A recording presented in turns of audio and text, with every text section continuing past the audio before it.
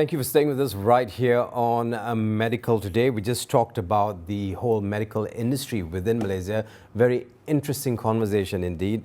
From there, we moved to a little interview we did at the facility itself. I was at KPJ Damansara Specialist Hospital, and I did get a chance to visit a Dr. Teck Siang. He's an ENT surgeon, amazing man, this guy. He subspecializes in otology and neuro-otology, and he also put a couple of contraptions through my nose and ears. So it was quite an experience for me. And what we spoke about was something very important in ENT disorders or non-cancerous ENT disorders. He walked us through it and what it's all about.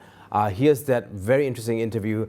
Let's take a look at Dr. Teck Siang's interview at KPJ Damansara.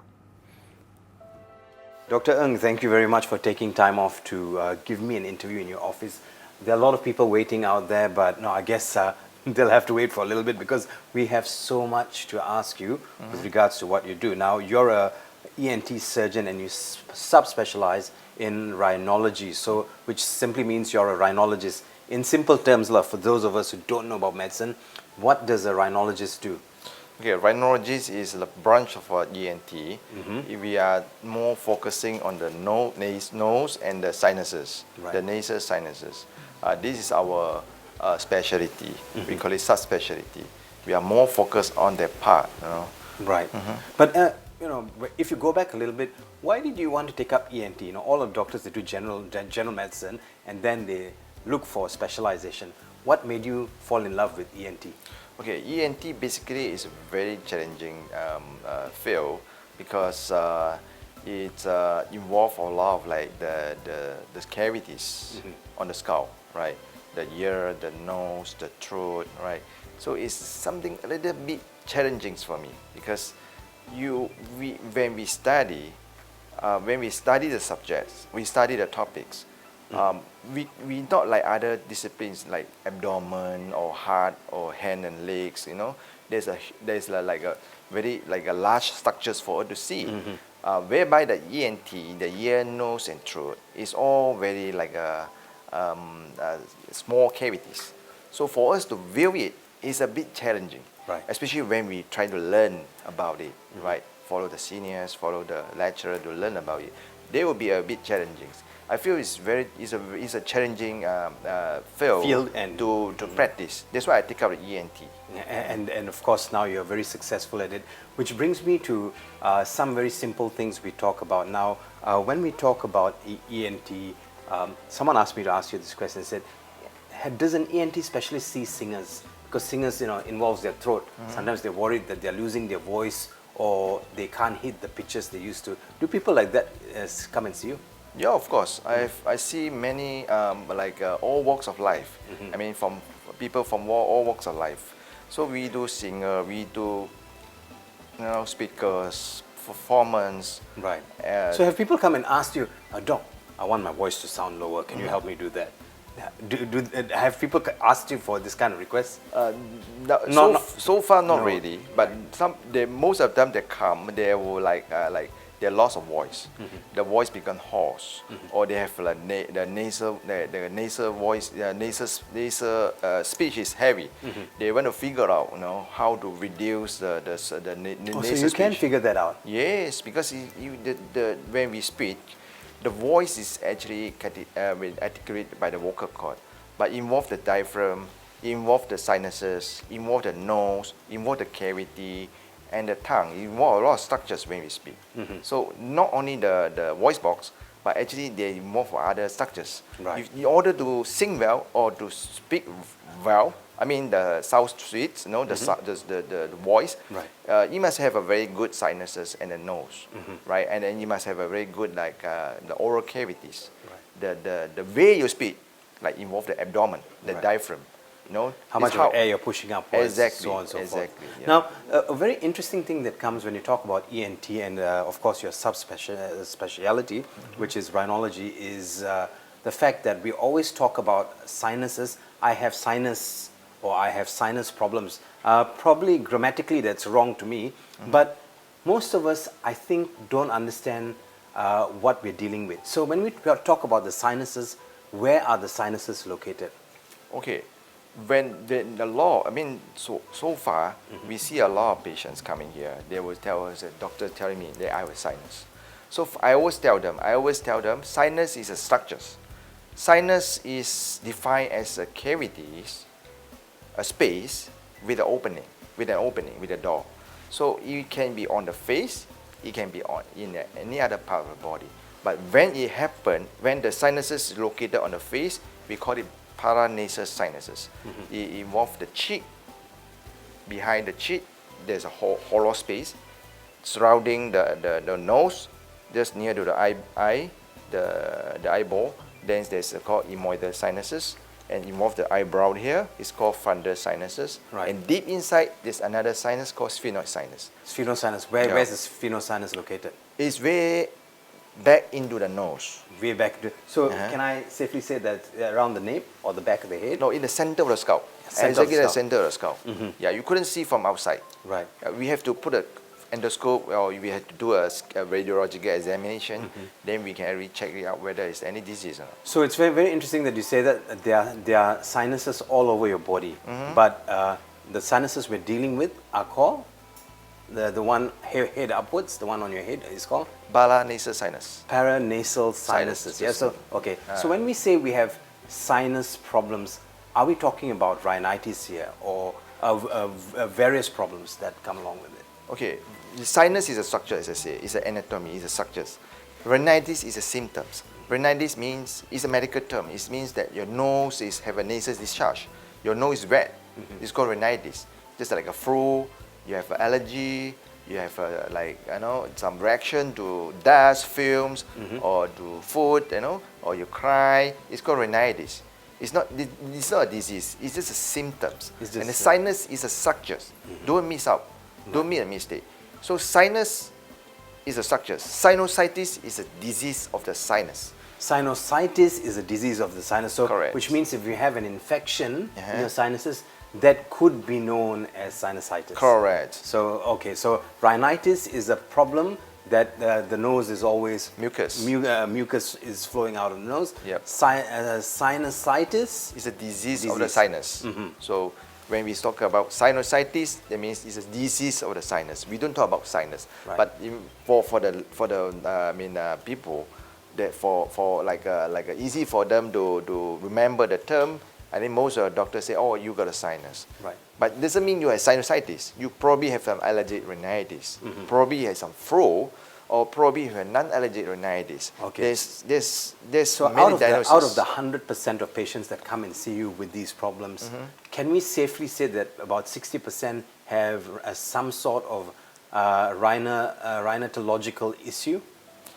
I would say yes. I don't have a record, but I would say yes. Most of the patients, they come to see me, they have a sinus problem, they have a nose problem. Right. Right.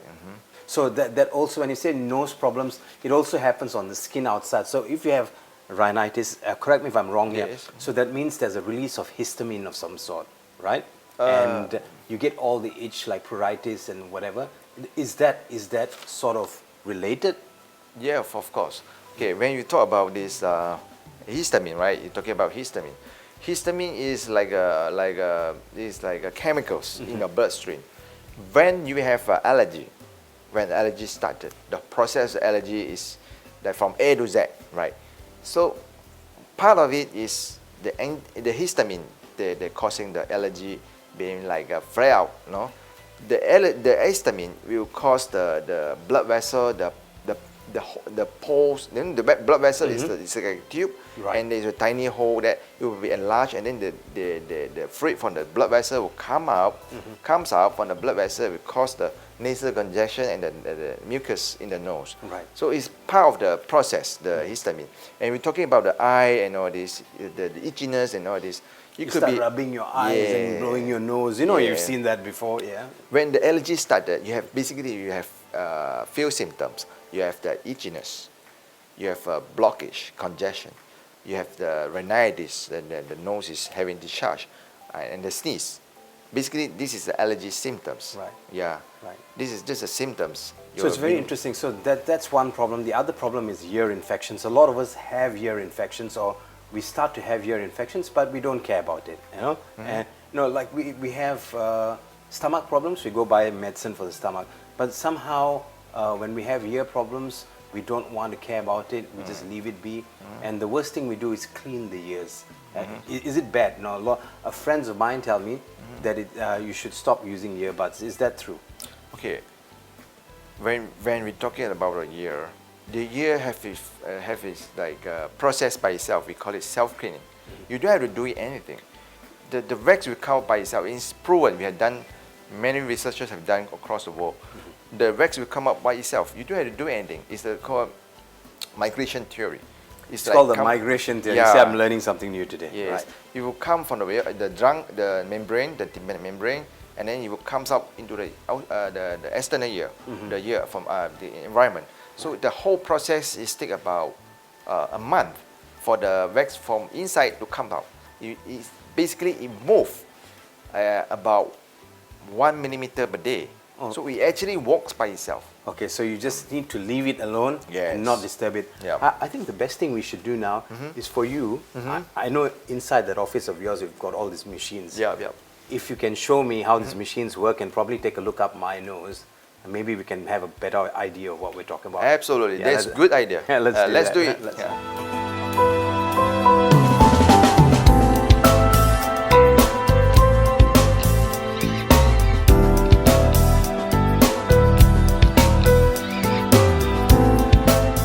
Okay, so you're going to show me a video here, and what are you going to do with this? So I'm going to pass a scope. This is a scope. This is a camera and the light. Okay. There's a front, there's a camera, and there's a light. It will show the way into your nose. Yeah. So we're going to. I think this is a bad idea. Should I just go home now? No, take it easy. Don't worry. Really? Every day I do the same thing. Don't worry. Not going to hurt you. Not going to cause a pain. Okay. Just sit. So this is not painful, Yeah, it's not painful. Yeah. You feel something, right. but they're not going to cause you a lot of pain, right? I can do it on you also. No, exactly. Okay. No problem.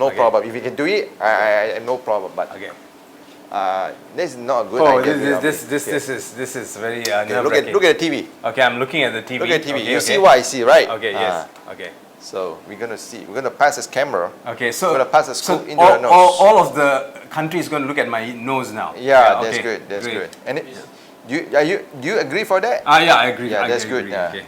Okay, come. Mr. Jared, you just sit forward a bit. Then let me adjust your headrest. Okay. Okay. Your head look down a little bit. Okay. I'm gonna hold your scalp. Okay. I'm gonna pass the scope into your nose. Go. See. You see what I see, right? Yeah. Okay. Look at the TV.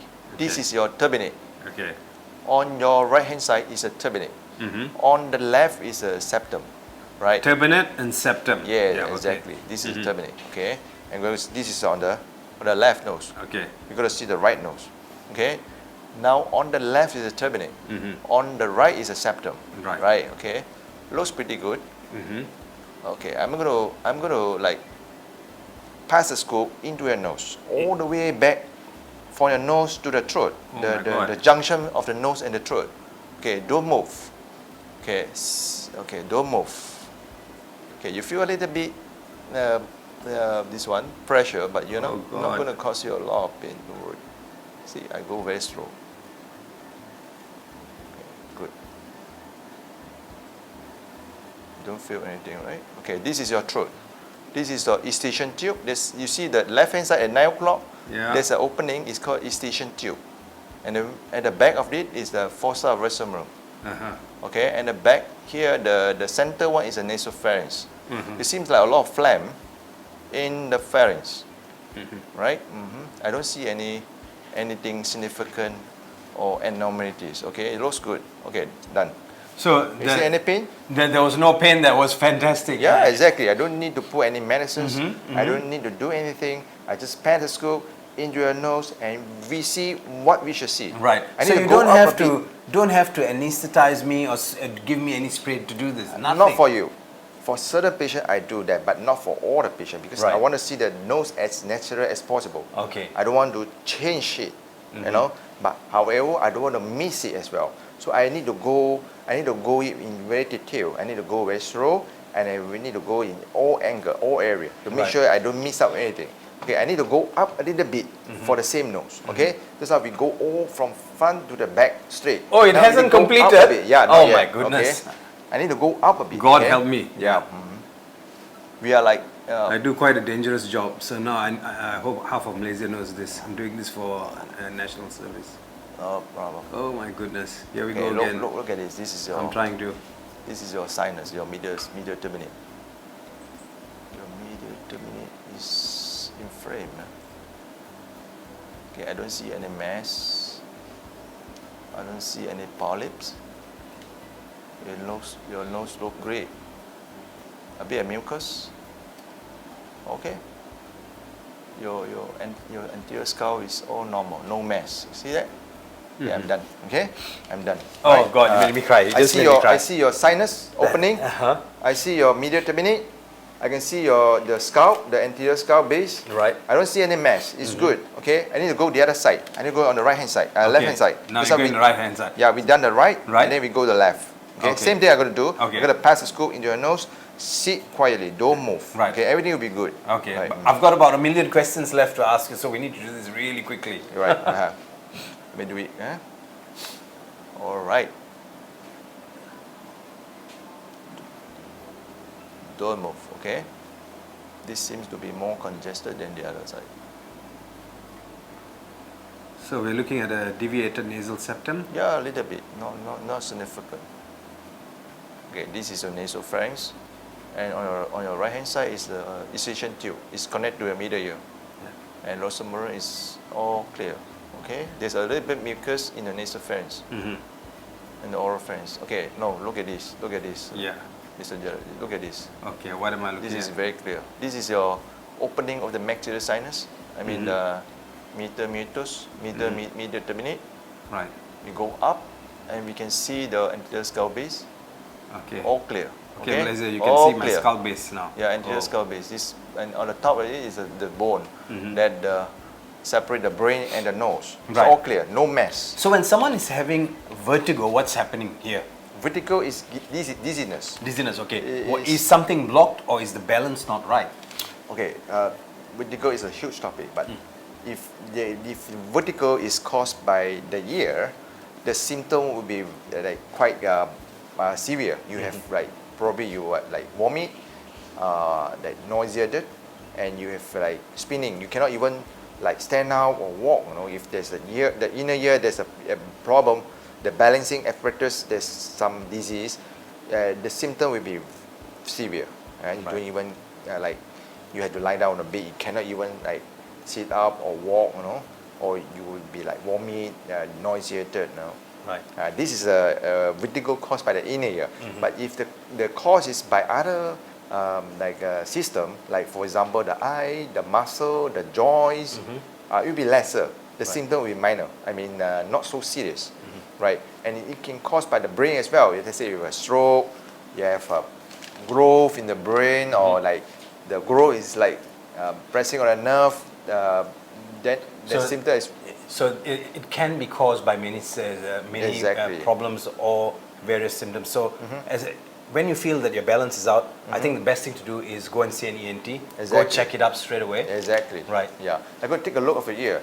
Sometimes Okay. the ear will affect the balance. I thought this was going to end, but it continues. Yeah. Right. Okay. With this scope, we can go like the ear, the nose, and the throat. Even Inche Hassan, our cameraman, is laughing at me now. So All right, okay. great. Okay, let me take a look. Yeah. Okay. Let's look at the TV. Okay, Malaysia. Yeah, Let's look at very my clear, ear. huh? Okay. Look at this. This is your external ear. Okay. There's a little bit of hair over here, but you look at Not on my inside, head, all though. clear, no hair, right? Yeah. It's outside. There's a skin. Skin is invaded about 1 cm into the ear, Okay. and thereafter there's all mucosa. There's no skin, no hair, all clear. Your membrane is at the end of this scope. Okay. The white, like a pearl color, transparent kind of thing, the round one. Right. That is the tympanic membrane. Okay. Right. I'm So- gonna freeze it. Let me freeze it for you, the image. Okay. Okay. You see that? Sorry. There, Malaysia. That's my membrane. Look at the membrane. Okay. And it's good. It's very good. It's healthy. Yeah. It's young as like 40 years old. For 40 years old. Yeah. It looks very good. Oh, But wow, beautiful. You don't take your ear. Okay. You had a habit of taking your ear. Look at this. This like a sign of like kind of an injury. You know. Injury, But not okay. serious. It's So very I have- minor. You know now that I dig my ears. Wow. Damn it. Okay, let me take a look of this, the right ear, right? Same thing. A little bit of wax outside is okay. It's like kind of like protective. And then you go in a bit, there's no hair, no skin, or mucosa. The membrane is good, very healthy. See, very good. Or transparent. And you see a cone of light, and you see the shape, you see the color, everything is good. Yeah, membrane is good. Fantastic. Right, great. So now, couple of things we need to talk about. So maybe if you can come this way and I can take a look at that. Now, when we have sleep apnea, what is happening? So sleep apnea has got nothing to do with this. It's largely to do with what happens in your throat. What is happening when people have sleep apnea? Okay. When we're talking about sleep apnea means you stop breathing. Sleep means you are sleeping. When you sleep, you stop breathing. So what is the cause? Doesn't sound good, huh? It doesn't sound good, yeah. It could be like obstruction. It could be like the nerve problem. It could be both. But when we talk about ENT, sleep apnea, we mainly focus on the obstruction. Right. The main obstruction, it will be on the nose, and then followed by the throat. So when the nose is obstructed, the patient will open the mouth to breathe. When the patient opens the mouth to breathe, it will cause the dryness of the throat, and subsequently probably have like sore or discomfort in the throat. This problem is like going on and on. Even So, though what can be done? you can try like some treatment to see whether it's like relieve the apnea or not. Right. Or you just correct the. Some people have like a sleeping apparatus where they put over their mouth at night. Do you prescribe stuff like that? It depends on the situations. Most likely, most of the time, I don't. All right, I don't do that because I must see whether there's any like the disease or the problem in the nose or in the throat, and they will try to correct it. Right. Instead of like using the apparatus, and the apparatus is like more for a certain group of patients, but not for everyone. Not for everyone. Yeah, this is my practice. But so there's many ways. You always look at different options, and you always look at the simplest option. Exactly. But I guess before we end this interview, what would be your message to the country or to Malaysia with regards to ENT health? Okay, ENT is, as I say from the beginning, it's a very challenging like a field, specialties. If you have any ear problem, nose problem, or throat problem, please come to see ENT. Don't try to settle it by yourself because you start with a small problem. If you do it well or you don't treat it correctly, it can be the problem will be like more problem, more major. It'll be more pronounced here. These problems. Exactly. Yeah. So don't wait until it become more pronounced or more serious. Then only look for ENT. Right. Is there any like curiosity or any doubts or any problems? Please go and see the doctors, and if possible, refer to ENT. Right. Yeah. So, if possible, what you need to do is refer to an ENT. So, something as simple as a blocked nose or a blocked ear, please go see an ENT as soon as possible. On that note, we'd like to thank you, Dr. Ng. It was a pleasure coming to your clinic and getting the rest of my country to see the inside of my cavities up above. Well, what can be said is if you do have any problems with regards to ENT, the ENT area of your body, please make sure you go to a proper trained ENT. If you're going to do alternative medicine, be careful. Check with an ENT, a specialist like this first. I'm Jared Ratnam reporting from KPJ Damansara for Medical Today. Thank you very much, Dr. Ang. Thank you. Have a good day, everybody.